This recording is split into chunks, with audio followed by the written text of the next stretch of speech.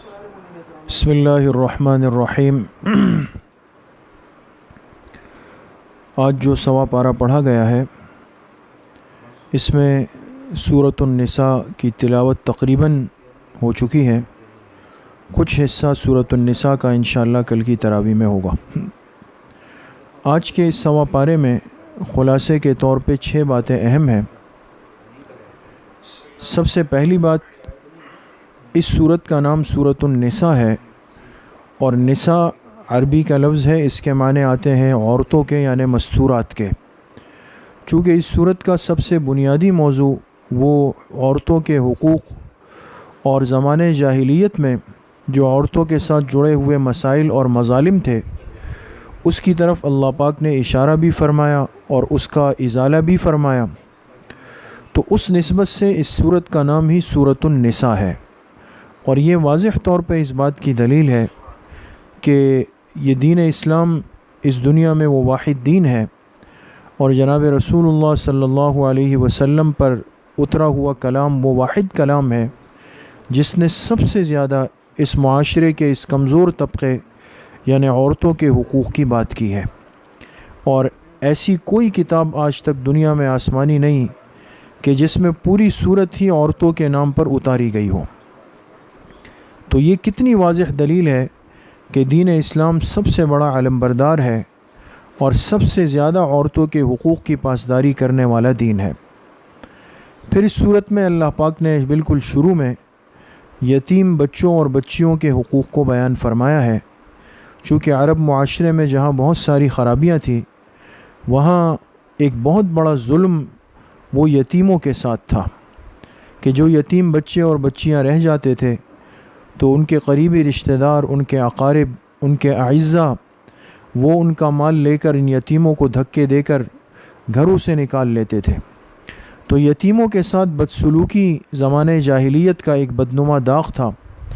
جناب رسول اللہ صلی اللہ علیہ وسلم جب تشریف لائے، آپ کی برکت سے اس امت کے ہر طبقے کو حقوق ملے، اور پھر خاص طور پہ آپ کی برکت سے یتیموں کو حقوق ملے، ان کے سروں پہ ہاتھ رکھا گیا، اور آپ نے اتنے فضائل بیان فرمائے اس شخص کے جو کسی یتیم کا خیال کر لے، یتیم کی کفالت کر لے، یتیم بچوں کے ساتھ اچھے انداز سے پیش آ جائے۔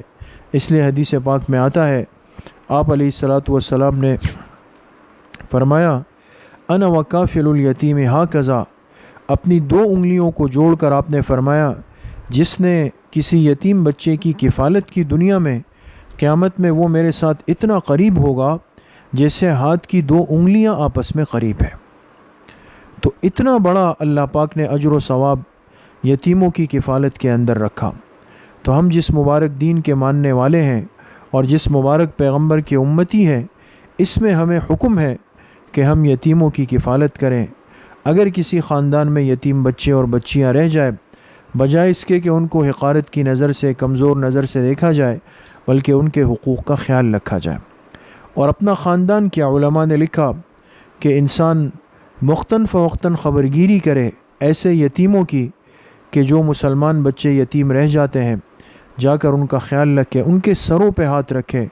حدیث پاک میں آتا ہے کہ جس نے کسی یتیم کے سر پہ ہاتھ رکھا، ہاتھ کے نیچے جتنے بال آئیں گے، اللہ اس کے نامہ اعمال میں اتنی نیکیاں لکھیں گے۔ اور ہمارے علماء نے ایک نقطہ لکھا، فرمایا جس آدمی کے دل میں سختی ہو، مزاج میں غصہ زیادہ ہو، بے مقصد غصہ آتا ہو، دل کی سختی کو ختم کرنے کے لیے فرمایا کہ یہ جا کر یتیموں کے سر پہ ہاتھ رکھا کرے۔ اس کی برکت سے اللہ پاک دل کی سختی کو دل کی نرمی میں تبدیل فرما دیتے ہیں۔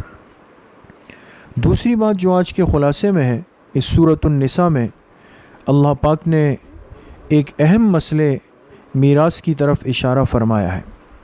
دیکھیں، قرآن کریم یہ مسائل سے بحث کرنے والی کتاب نہیں ہے، بلکہ قرآن کریم میں اصول کو، عقائد کو اور اخلاقیات کو بیان فرمایا۔ مسائل اس امت کو حدیث کی برکت سے دیے گئے، جو احادیث مبارکہ ہے اس کی برکت سے امت تک مسائل منتقل ہوئے۔ لیکن آپ غور کریں کہ میراث کا مسئلہ اتنا اہم اور نازک اور محتاط مسئلہ تھا کہ اس مسئلے کو نہ صرف اللہ پاک نے سورۃ النساء میں ذکر کیا، بلکہ اس کے مختلف شکلوں کو، مختلف صورتوں کو اللہ نے کھول کھول کے بیان کیا، اس لیے کہ زمانے جاہلیت میں اور عرب کے مظالم میں ایک ظلم یہ بھی تھا کہ وہ عورتوں کو ان کی میراث سے محروم کرتے تھے، اور یہ ضابطہ بیان کرتے تھے کہ بھئی عورت گھوڑے پر بیٹھ کر میدان میں لڑ نہیں سکتی، تلوار نہیں اٹھا سکتی، تو بھئی جو عورت اتنی کمزور ہے کہ دشمن کا مقابلہ نہیں کر سکتی، ہم اس کمزور مخلوق کو میراث کا حق کیوں دیں؟ تو میراث سے محروم کیا، جبکہ اس دین میں عورتوں کے میراث کو نہ صرف بیان کیا بلکہ بیان بھی اس انداز سے کیا کہ للذکر مثل حظ الانثیین، اصل میراث کا حق عورت کا پہلے بیان کیا، اور فرمائے جتنا دو عورتوں کا حصہ ہے میراث میں، جتنا دو عورتوں کا حصہ ہے میراث میں، اس کے برابر ایک مرد کو ملے گا۔ یعنی سمجھانے کے لیے اللہ پاک نے عورت کی میراث کو پہلے بیان کیا۔ تو آج ہمارے معاشرے میں اور بعض اقوام میں خاص طور پہ یہ ایک ظالمانہ رواج اور طریقہ رائج ہے کہ وہ عورتوں کو، خاص طور پہ بہنوں کو میراث نہیں دیتے، اور اس کے لیے ہم نے مختلف عنوان اور مختلف طریقے اور ترتیبیں قائم کی ہوئی ہے۔ جب میراث کی تقسیم کا موقع آتا ہے، بھائی آپس میں بیٹھ جاتے ہیں، بھائی بہنوں کا حق کہاں ہے؟ کہ بھئی ہم نے ان کو جہیز دلایا تھا، ہم نے ان کی شادیوں پہ خرچہ کیا تھا، پھر وہ چیزیں شمار ہو جاتی ہے، جبکہ ساری زندگی جس ماں باپ کے گھر میں بیٹھ کر ان بیٹوں نے خود کھایا اس کا کوئی حساب نہیں ہوتا۔ لیکن جب بہنوں کی میراث کی باری آتی ہے، کہتے ان کو جہیز میں دے دیا، اور ان کی شادی پر ہم نے خرچہ کر لیا، اور ان کو اتنا دے دیا، فلاں دے دیا۔ یہ سب ظلم کی شکلیں ہیں، اور یاد رکھیں کہ جس نے ایک رائی کے برابر بھی حدیث پاک میں آتا ہے کہ جس نے ظلماً کسی کا ایک دانہ بھی غصب کیا، کھا لیا، قیامت کے دن اللہ پاک اس کی 700 مقبول نمازیں لے کر کے اس مظلوم کو دے دیں گے۔ تو کتنی احتیاط کی ضرورت ہے، اس لیے میراث کا مسئلہ بڑا نازک ہے۔ حدیث پاک میں حکم دیا تعلم الفرائض والقرآن وعلم الناس، فرمائے میراث کے مسائل کو خود بھی سیکھو، لوگوں کو بھی سکھاؤ۔ اس سے پتہ چلا کہ یہ ہمارے دین کا ایک نہایت اہم معاملہ ہے، اور جب ایسی صورتحال پیش آ جائے، گھر کے بڑے کا انتقال ہو جائے، تو انسان اپنے ذہن سے بیٹھ کر تقسیم نہ کرے، علماء کی طرف جائے، علماء سے اپنے میراث کے مسائل پوچھے، پوری ترتیب ان کے سامنے رکھے، پھر جو نقشہ، جو ترتیب سامنے آئے، اس پر میراث کا مال ورثہ کے درمیان تقسیم کر دیا جائے۔ تیسری بات جو آج کے خلاصے میں ہے، اللہ پاک نے بیان فرمایا محرمات ابدیہ کو، یعنی وہ رشتے جن سے نکاح کرنا ایک مسلمان کے لیے ہمیشہ ہمیشہ کے لیے حرام کیا گیا، چونکہ دین اسلام ایک پاکیزہ اور فطرت والا دین ہے۔ اس نے اس انسان کو فطرت کا طریقہ اور راستہ دکھایا ہے۔ نکاح یہ انسان کی ضرورت بھی ہے اور انسان کی فطرت بھی ہے، لیکن یہ کس عورت سے نکاح کرے گا اور اس کے لیے کس عورت سے نکاح کرنا حلال ہے، یہ فیصلہ یہ انسان کا ذہن نہیں کر سکتا، یہ شریعت نے کیا۔ اب شریعت نے ضابطے مقرر کیے، وہ کون سی عورتیں ہیں جن سے نکاح کرنا حلال ہے، وہ کون سی عورتیں ہیں جن سے نکاح کرنا ہمیشہ کے لیے حرام کر دیا گیا۔ تو اس صورت میں 3 رشتوں کو ذکر کیا، ایک محرمات نسبیہ کو، ایک محرمات رضاعیہ کو، اور ایک محرمات مصاہرت کو۔ دیکھیں، ایک رشتہ ہوتا ہے جسے ہم اپنی زبان میں کہتے ہیں خون کا رشتہ ہے، جیسے ماں ہے، دادی ہے، بیٹی ہے، بہن ہے، خالہ ہے، پھپھی ہے، یہ خونی رشتے، یہ نسبی رشتے کہلاتے ہیں، ان سے نکاح ہمیشہ کے لیے حرام ہے۔ ایک رشتہ ہوتا ہے رضاعت کا، یعنی اگر کوئی بچہ یا بچی کسی اجنبی عورت کا دودھ پی لے 2 سال کے عرصے کے اندر تو اگرچہ وہ عورت اس کی کوئی رشتہ دار نہیں تھی پہلے، لیکن دودھ پینے کے بعد اس کی رضاعی ماں بن جائے گی، اور رضاعت کی وجہ سے سارے رشتے جڑ جائیں گے جو نسبی رشتے ہوتے ہیں، کہ رضاعی خالہ ہے، رضاعی پھپھی ہے، رضاعی بہن ہے، سب چیزیں یہاں بھی جڑ جائیں گی۔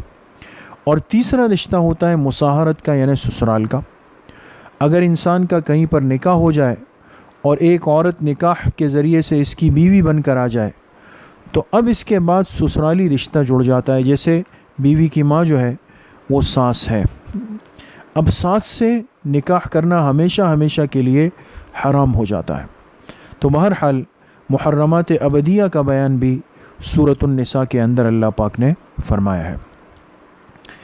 چوتھی بات جو آج کے خلاصے میں ہے، اللہ پاک نے اس امت کو متوجہ فرمایا حقوق کی ادائیگی کی طرف، اس لیے کہ دین اسلام سب سے زیادہ دوسروں کے حقوق کے ادا کرنے کے اعتبار سے ایک زندہ اور تابندہ دین ہے۔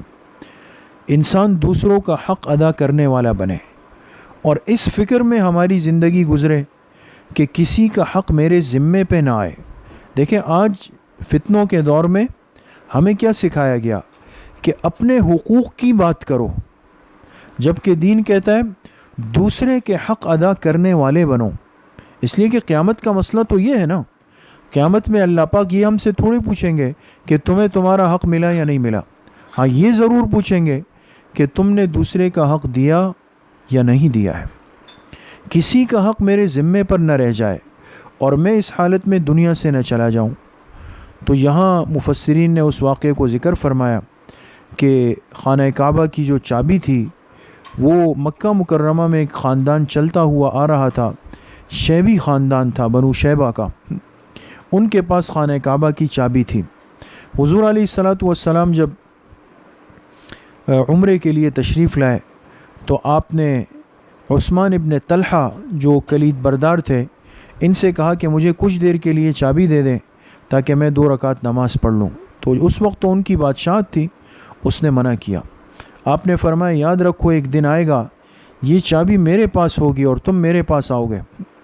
اور جب فتح مکہ کا دن ہوا اور مسلمان غالب ہو کر مکہ میں داخل ہوئے، حضرت علی رضی اللہ عنہ گئے اور عثمان ابن طلحہ سے یہ چابی زبردستی لے لی اور کہا کہ آج تو چونکہ ہمارے پاس مکہ مکرمہ فتح ہو گیا، اب یہ ہمارا حق ہے۔ تو اب یہ بڑے پریشان ہوئے اور وہی ہوا، حضور کی خدمت میں آئے اور درخواست کی کہ آپ کے صحابی نے مجھ سے چابی لی، یہ تو ہمارے خاندان کی ایک عزت ہے، آپ ہم پہ فضل فرمائیں یہ چابی ہمیں واپس کر دیں۔ تو آپ نے حضرت علی رضی اللہ عنہ کو بلایا اور فرمایا کہ یہ چابی ان کو واپس دے دو، عثمان ابن طلحہ کو، اور پھر آپ نے فرمایا کہ یہ چابی قیامت تک اسی خاندان کے اندر چلتی رہے گی۔ اس لیے آج تک جو خانہ کعبہ کے کلید بردار ہے یہ شیبی خاندان کے لوگ ہیں۔ آج بھی جب کسی کے لیے بیت اللہ کا دروازہ کھولنا پڑتا ہے تو آل سعود کے پاس اس کی چابی نہیں ہے، اس خاندان کے کسی فرد کو بلایا جاتا ہے، اس لیے کہ حضور کی پیشن گوئی اور بشارت ہے اس خاندان کے حق میں، وہ آتے ہیں اور وہ اس خانہ کعبہ کے دروازے کو کھولتے ہیں۔ لیکن اس واقعے سے ایک سبق ملا کہ چاہے انسان کے پاس طاقت ہو، غلبہ ہو، قدرت ہو، تب بھی انسان کسی سے اس کا حق نہ لے بلکہ حق کو ادا کرنے والا بنے۔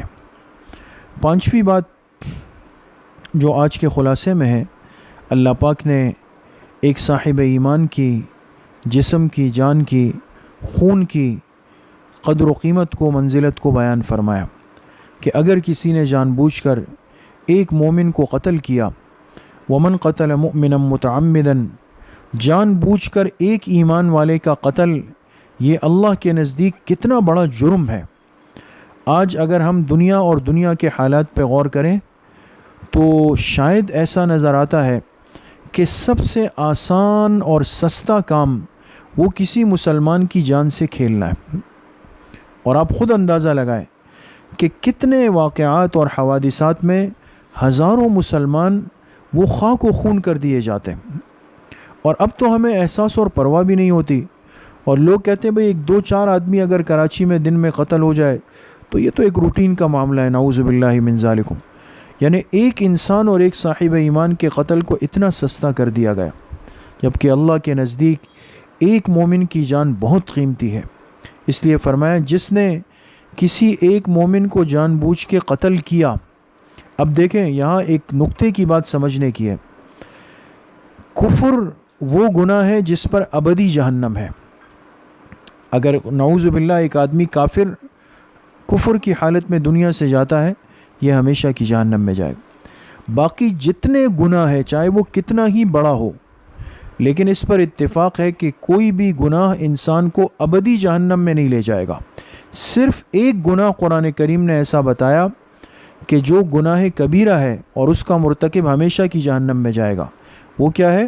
وہ قتل عمد ہے۔ ومن قتل مؤمنا متعمدا فجزاؤہ جہنم خالدا فیہا، فرمایا جان بوجھ کر ایک مومن کو قتل کرنے والا ہمیشہ ہمیشہ کی جہنم میں جائے گا، ابدی جہنم میں۔ اور پھر فرمایا وغضب اللہ علیہ ولعنہ، اس قاتل پر اللہ کا غضب بھی ہے، اس پر اللہ کی لعنت بھی ہے، اور اس کے لیے اللہ نے عذاب عظیم کو تیار کر کے رکھا ہوا۔ تو کسی مسلمان کی جان سے کھیلنا یا اس کو تنگ کرنا یا اس کو خوف زدہ کرنا، جو آج ہمارا ایک مزاج بن گیا ہے، تھوڑی سی طاقت آئی ہر انسان دوسرے کو ڈرانے دھمکانے میں لگا ہوا ہے، اور کتنے حوادثات اس میں ہو جاتے ہیں۔ تو ہمارے وجود سے، ہمارے ہاتھ سے، ہمارے عمل سے کسی مسلمان کے جسم کو تکلیف نہ پہنچے۔ چھٹی اور آخری بات جو آج کے خلاصے میں ہے، اللہ پاک نے دو خاص موقعوں کی نمازوں کا ذکر فرمایا، اور یہ دو نمازیں ایسی ہیں کہ جس کا مقصد اس امت کے لیے تخفیف اور آسانی ہے، اور اس کو بہت غور سے اور خاص طور پہ آج جس حالات سے ہم گزر رہے ہیں اس میں سمجھنا بہت ضروری ہے۔ ایک نماز ہے، وہ ہے صلاۃ السفر، جس کو قصر نماز کہتے ہیں، اور ایک نماز ہے صلاۃ الخوف، یعنی خوف کی حالت کی نماز ہے۔ سفر کی نماز تو تقریباً ہر مسلمان اس سے واقف ہے، اور واقف ہونا چاہیے کہ اللہ پاک نے مہربانی اور آسانی فرمائی کہ ایک مسلمان مومن جب سفر پہ جاتا ہے اور اس کا سفر اتنا لمبا ہو کہ وہ سفر شرعی بن جائے، اور علماء نے اس کی حد لکھی 78 کلومیٹر، اپنے شہر کی آبادی سے اتنا دور جا رہا ہے کہ وہ فاصلہ 78 کلومیٹر کے برابر ہے، تو یہ مسلمان مسافر شرعی کہلائے گا۔